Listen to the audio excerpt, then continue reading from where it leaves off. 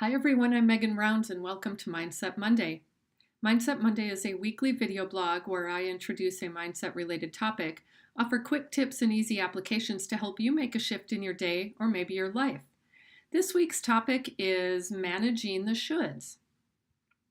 Now that we're in the middle of the holiday season, often known as a time for giving, this is also a time where some of us, especially, are more susceptible to being hooked by what I like to call the shoulds. And so that's what I wanted to talk more about today. What are the shoulds? Really, ultimately, they're things that we do, but we don't really want to. They represent conflicting priorities and also a sense of obligation or perceived expectation.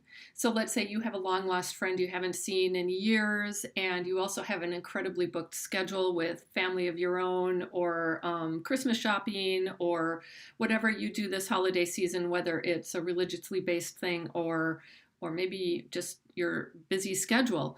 But you have somebody who calls you and they say, hey, let's get together. I haven't seen you in ages. And you never really cared that much for this person, but you kind of feel like, well, they're in town. I haven't seen them so long. So yeah, I should probably just say yes. But you really don't want to, but you kind of do, but not really. But you have all of these other things on your plate that you also are spending time and attention on. That's one example of many that I say classify as a should. So what's the problem with the shoulds? First of all, like I mentioned, they're competing or conflicting priorities. And when you have those things, they divide your attention and energy. And when your attention is divided, you're never fully present in any one spot, and other people pick up on that.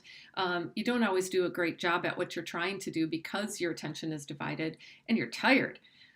So that's a big one.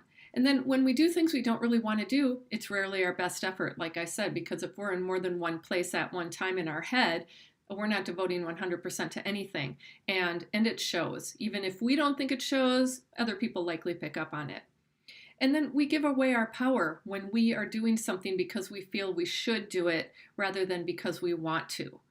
If it's a sense of obligation or a perceived expectation, then we're really letting the external world rule what it is that we do or don't do. And that's giving away our power, and we can feel powerless as a result. So here, I'm going to summarize this later, but just briefly, how to manage the shoulds. It all comes down to one thing: choice. So either we choose to say no and we accept the consequences. So you don't just say no because you want to say no. You say no after having weighed the pros and cons of saying no. What are the potential consequences by saying no? What would you do instead of this other thing? And you basically have a plan in place, but you also recognize and accept that there may be consequences. Some people's feelings may be hurt. Something may not get done that should get done, but isn't your top priority. So you knowingly are letting that go, at least for the moment. Or, so either you choose to say no, or you choose to say yes and fully commit. And that is really the biggest key, is that full commitment part.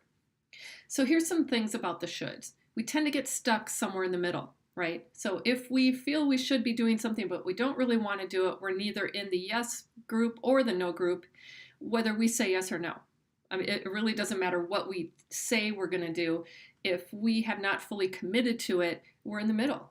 And so when we say no and we haven't fully committed to that no, we feel guilty, and it makes it easy to convince us to change our minds. So other people may change our minds, or maybe the guilt just overpowers us and we change our minds on our own.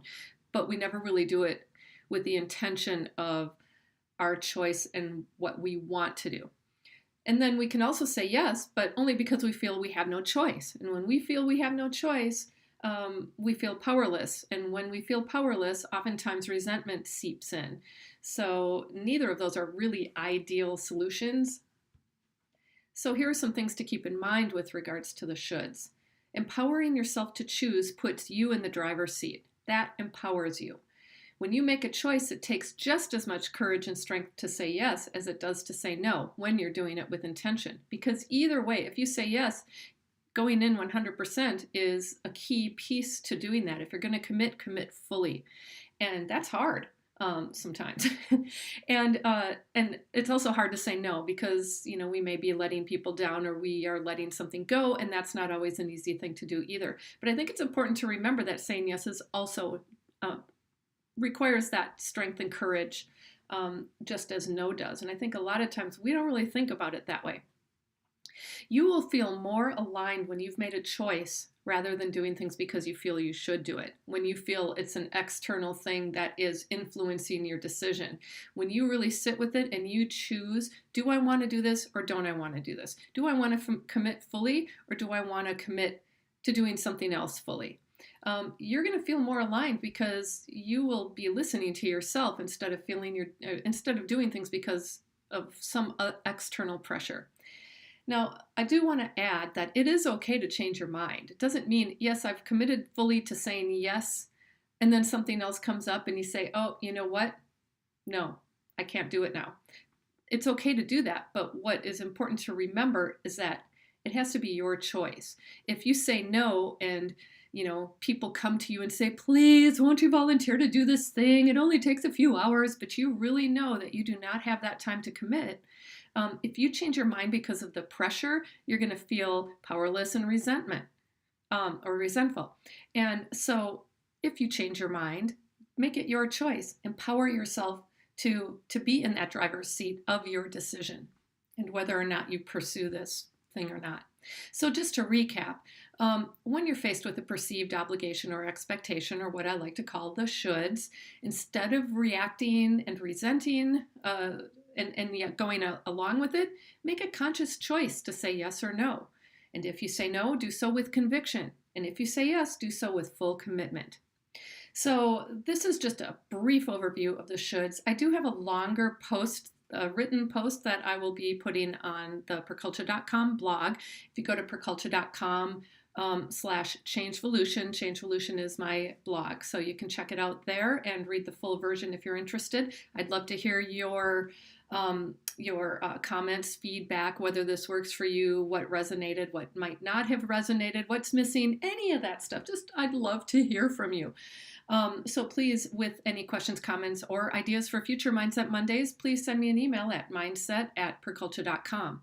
Also, I wanted to point out that I have a couple of other things coming up this month. Finding Your Solace During the Holiday Rush. That's going to be next week. And then the following week, the week before Christmas, is Tips for Harmonious Family Gatherings. Sometimes family gatherings can be stressful. I will offer some tips and applications to help make it more harmonious, hopefully. All right. Thank you for listening. That's it for this week's Mindset Monday. Remember, mindset's a choice. Choose a great one. Have a great week.